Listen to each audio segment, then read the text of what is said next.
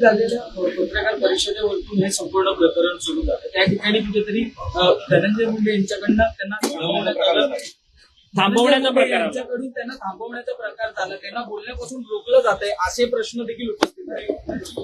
मला त्याची काही कल्पना नाहीये, परंतु अनेक वेळेला जे आहे त्यावेळेला मिटिंगचं काम संपतं, त्याच्यानंतर काही वेळेला अनेक प्रश्न जे विचारत बसतात कोण ना कोणतरी.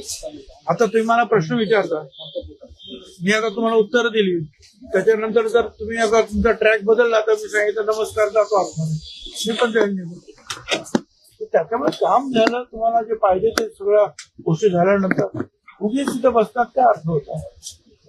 आणि एक ते ज्येष्ठ नेते आहेत धनंजय मुंडे, तिथलेच आहेत, त्यांनी सांगितलं ठीक आहे आता झालं आपलं मीटिंग संपली आता.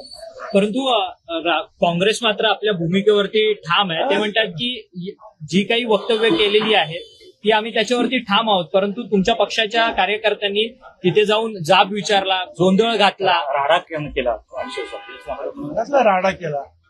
आता तुम्ही एवढे सगळे लोक आले म्हणजे काही राडा झाला का? आमचे कार्यकर्ते, तुम्ही मला प्रश्न विचारला, राडा झाला का? जे आमचे कार्यकर्ते तिकडे गेले आणि तुम्ही असं आमच्या नेत्यांना बोलू नका हे सांगण्याचा आम्हाला अधिकार नाही आहे कार्यकर्त्यांना. त्याला राडा कसा म्हणायचा? का दगड मारले, काचा फोडल्या, काय केलं? काँग्रेस प्रदेशाध्यक्ष हर्षवर्धन सकपाळ म्हणतात अजित पवारांच्या मृत्यूच्या संदर्भात न्याय देण्याकरता अशाच पद्धतीने राष्ट्रवादी काँग्रेसने उतरलं पाहिजे रस्त्यावरती म्हणून. ठीक आहे, त्याची जे आहे तो उपदेश करण्याची तुमची काही गरज नाही. आम्ही इथे समर्थ आहोत, आम्हाला माहिती आहे काय करायला पाहिजे. कधी रस्त्यावर उतरायचं आणि कधी नाही याचे धडे तुम्ही द्यायची काय गरज आहे?